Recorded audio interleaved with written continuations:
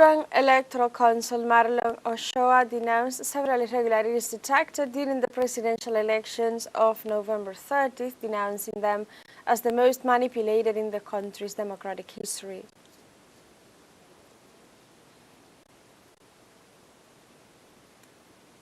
In Argentina, the meeting of the National Network of Sons and Daughters for Identity and Justice Against Oblivion and Silence will take place on December 6th, 7th, and 8th in the city of Buenos Aires, marking 30 years since its creation.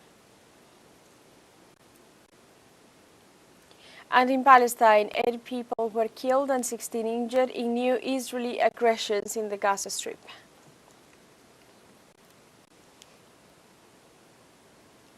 Hello and welcome to From the South. I'm Alejandra Garcia from teleSUR studios in Havana, Cuba. We begin with the news.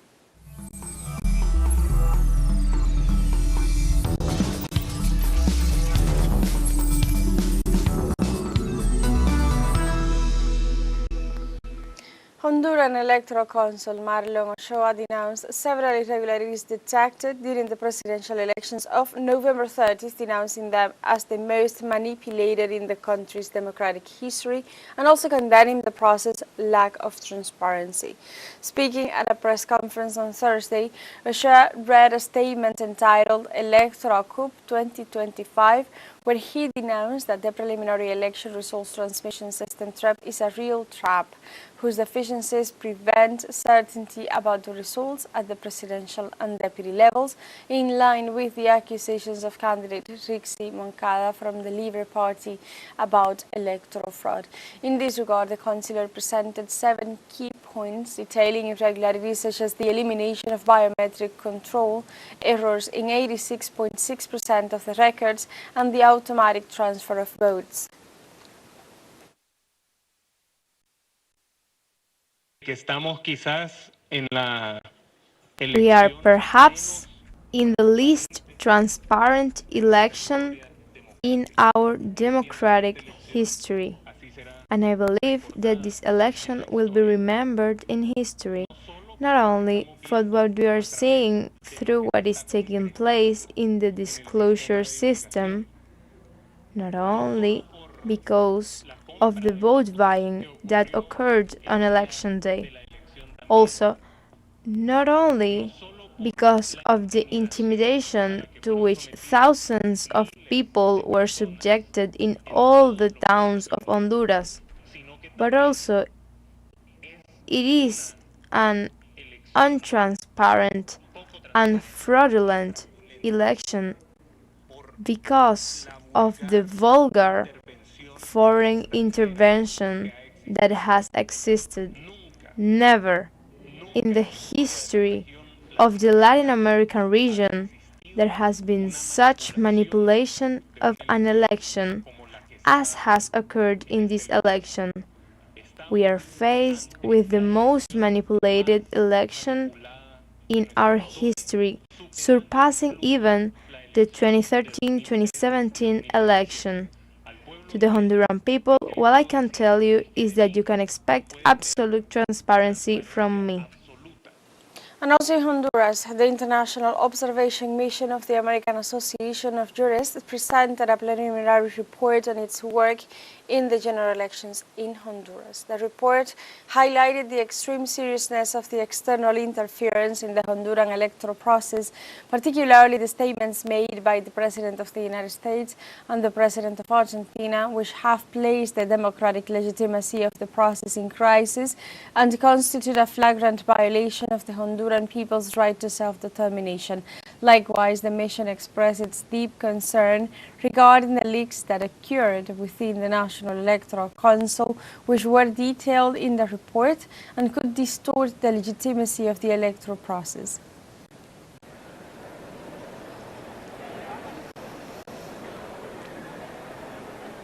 Now we go to Venezuela. The Vice President, Delcy Rodriguez, presented to the National Assembly on Thursday the bill for the financial budget 2026.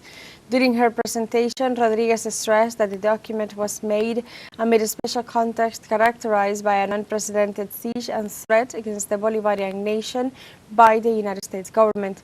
The vice president affirmed that presently Venezuela is defending an unquestionable truth that was born during the independence wars and which was engraved in the proclamation issued by Liberator Simon Bolivar at the Angostura Congress in 1818.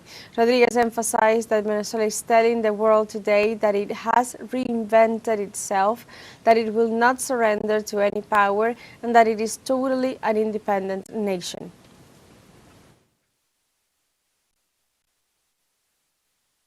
We haven't hesitated in sustaining the truth of Venezuela and reaffirming our truth. Everything else is a group of lies to be able to justify an intervention, and as it was well denounced by the president facing the countries of the OPEP and the OPEP Plus, it is a lie, a group of lies to take the resources, the energy resources of Venezuela.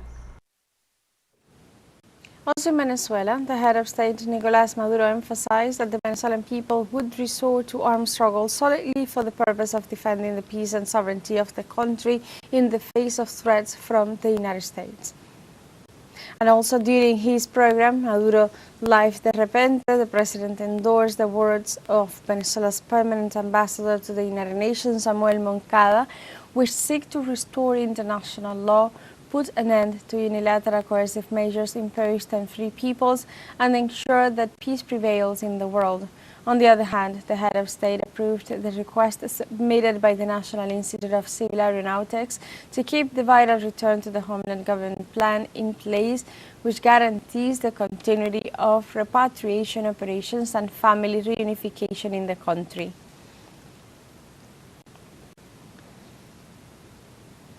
And to stay on topic, in Venezuela, communal organizations in the parish of San Agustin began the traditional Venezuelan Christmas celebrations in a context of family gatherings. Locals enjoyed recreational activities organized by the communal circuits in the area.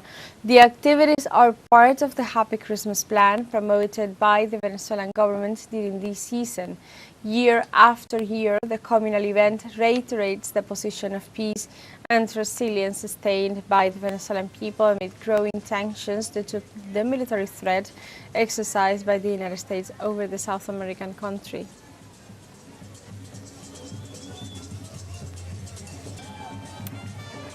Now we have a short break coming up. First, remember, you can join us on TikTok at teleSUR English, where you'll find news in different formats, news updates, and much more.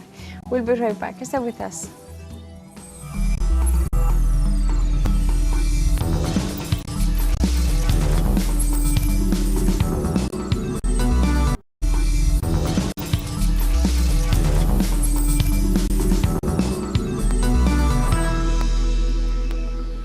Welcome back to From the South. We go to Argentina. The meeting of the National Network of Sons and Daughters for Identity and Justice Against Oblivion and Silence will take place on December 6th, 7th and 8th in the city of Buenos Aires, marking 30 years since its founding. The event, which brings together regional representatives from across the country, will be the ultimate forum for debate, deliberation, and expression that has historically sustained this space for the struggle for memory, truth, and justice. As a result of the activities that will be carried out, plenary sessions and assemblies, a consensus documented will be drafted and subsequently made public.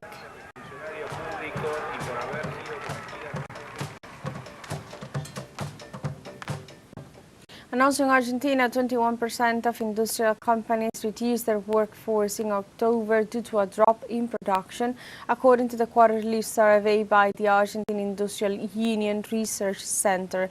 In addition, 23.5% adjusted work shifts and 7.7% resorted to suspensions, reflecting an upward trend over the last 5 quarters. The report shows that the percentage of companies increasing their workforce has been declining since October 2024. In October, the Industrial Performance Monitor fell 5.2 points from the previous year, standing at 43.8 points.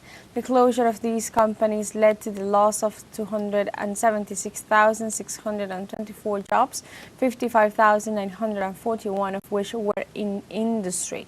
The proposed labor reform has not generated new jobs, but has accelerated layoffs.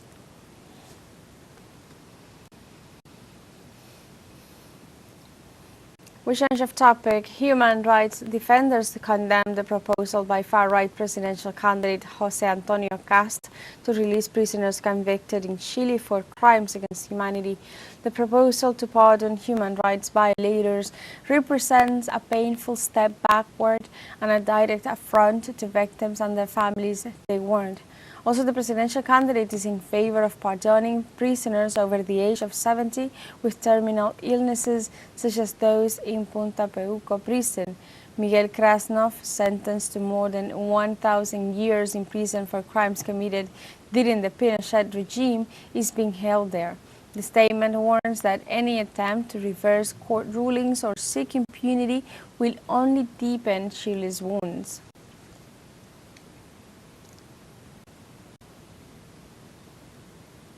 Meanwhile, Brazil faces a deterioration in women's safety, extreme violence is rapidly increasing, prevention policies are failing, and digital misogyny is consolidating a more lethal scenario.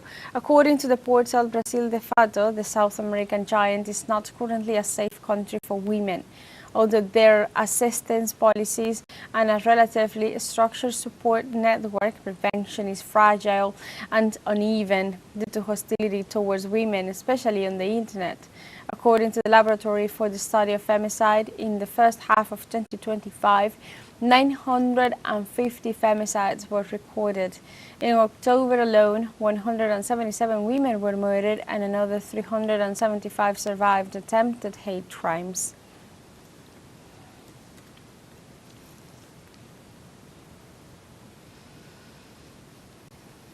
Now we go to the United States. Dozens of protesters were forcibly removed from the city council after their second day of protest against anti-immigrant operations in New Orleans. Protesters carrying signs reading "No to collaboration with ICE, Immigration, and Customs Enforcement" demanded that city leaders establish ICE-free zones. Because the protesters refused to leave the podium, the councilors decided to suspend the session. While the meeting resumed inside City Hall, the protesters said they would return. The police at that moment ordered the protesters to leave the building, and although some obeyed, many were pushed or carried away by force.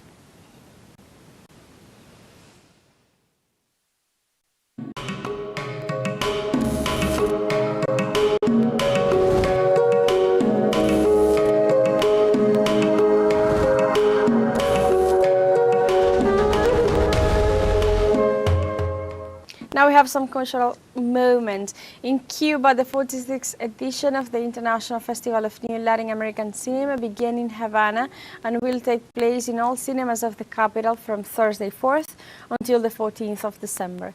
This Thursday, the presidents and members of the juries that will decide which film will win the Coral Awards were announced. The 46th Festival will feature a selection of 222 works from 42 countries, including Mexico, Argentina, Brazil, and also Colombia. This year, Mexico is the guest of honor and will receive the Coral Honor Award for the 80th anniversary of the Mexican studio Churubusco. A section dedicated to the cinema of the BRICS countries, an alliance that Cuba recently joined, is also expected to be presented.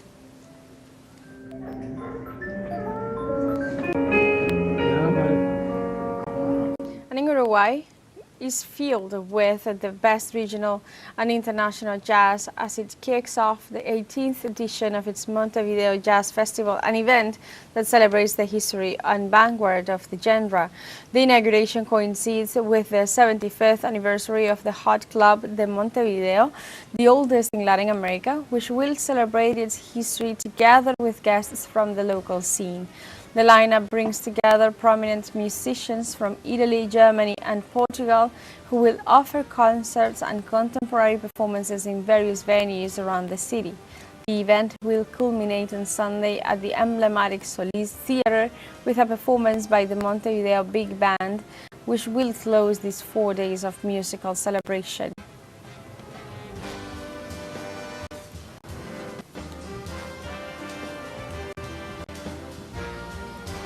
The final supermoon of 2025 graced the night skies over China from Thursday evening through early Friday, creating some spectacular illuminated scenery. According to the Beijing Planetarium, this supermoon reached its fullest phase at 7:14 a.m. Beijing time on Friday morning. Approximately 12 hours prior, the moon passed its perigee, with the Earth-Moon distance being less than 360,000 kilometers, meeting the common definition of a supermoon and ranking as the second largest full moon of the year. The latter supermoon was preceded by two others, one in November, 9 hours before perigee, and another in October. Astronomers say the next supermoon will not appear until this time next year, though it is anticipated to be even more noteworthy.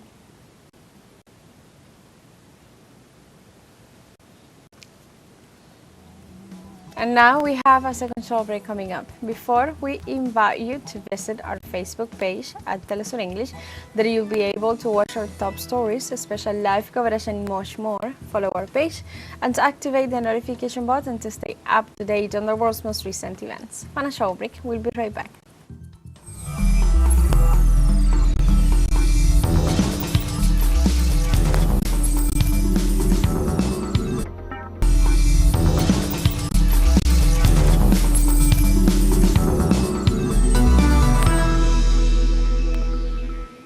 Welcome back to From the South. In Russia, the armed forces shot down more than 70 Ukrainian drones over the last 2 days. The Russian Ministry of Defense specified that in the last 48 hours, the army shot down 76 combat drones from Kiev and it hit targets in 145 regions. The ministry also stated that the targets included transport and energy infrastructure that supplies the Ukrainian army and long-range drone assembly workshops. In addition, the Russian fleet destroyed 2 unmanned Ukrainian vessels in the northwest of the Black Sea.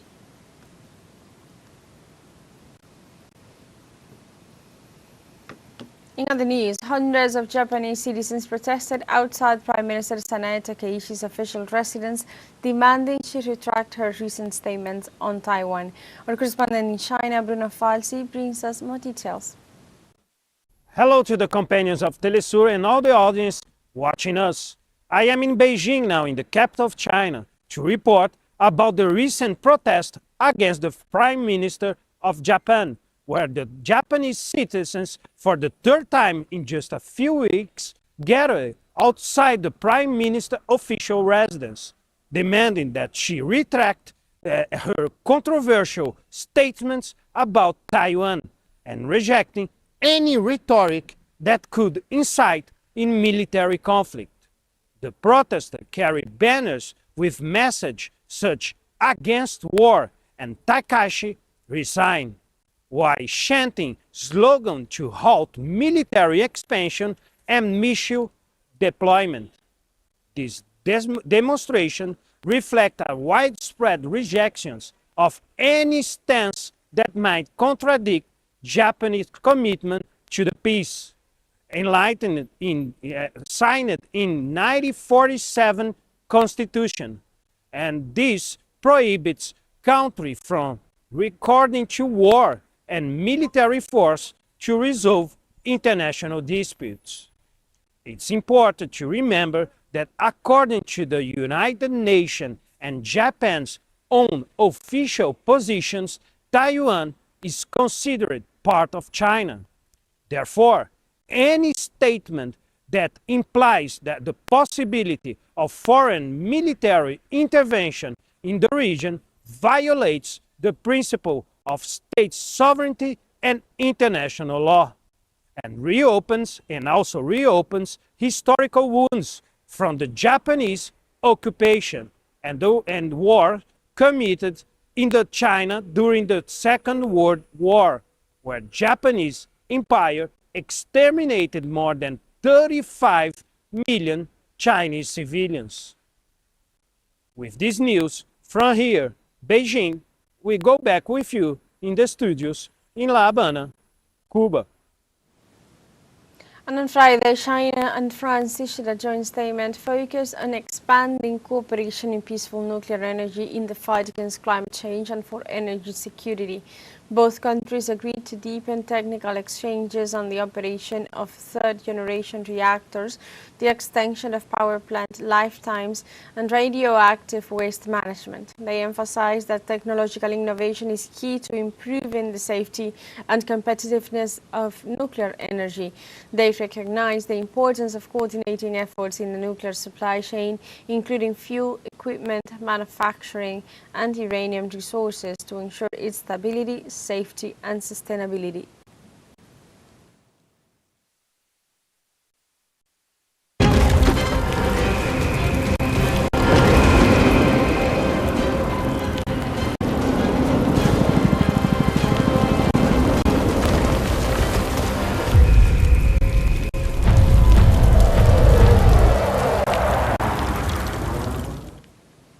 Let's talk about Palestine. Israeli aggression continues in the Gaza Strip despite the ceasefire agreement, with 8 Palestinians killed and 16 injured in the last 24 hours. According to local health authorities, rescue and civil defense teams are still unable to reach several victims trapped beneath destroyed buildings and along roadways due to ongoing bombardment and restricted access. Meanwhile, since the ceasefire was declared on October 10, 2025, periodic Israeli attacks have killed 366 and injured 938 Palestinians, while 619 bodies have been found beneath the debris.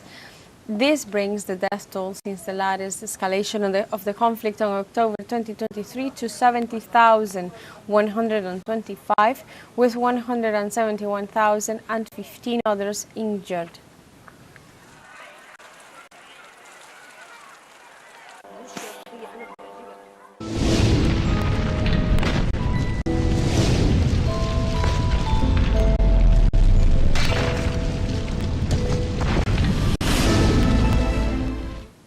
Floods and landslides have left 837 people dead and over 500 missing, according to the latest official data by Indonesia's National Disaster Management Agency. All-out rescue and relief operations are underway, but teams are struggling to reach several villages on Sumatra Island after roads and bridges were washed away. Residents in need are receiving aid in a shelter in West Sumatra province. The lack of clean drinking water is the most pressing issue in the area, and the river water has been contaminated since November 27th, making access to safe water difficult for local residents.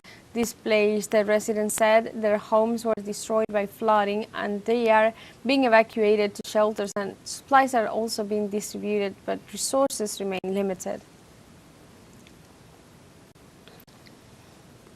And after these informations, we have come to the end of this news brief. Remember, you can find these and many other stories on our website at telesurenglish.net. Also join us on social media. We are on Facebook, X, Instagram, Telegram, and TikTok as well. For Telesur English, I'm Alejandra Garcia. Thank you for watching.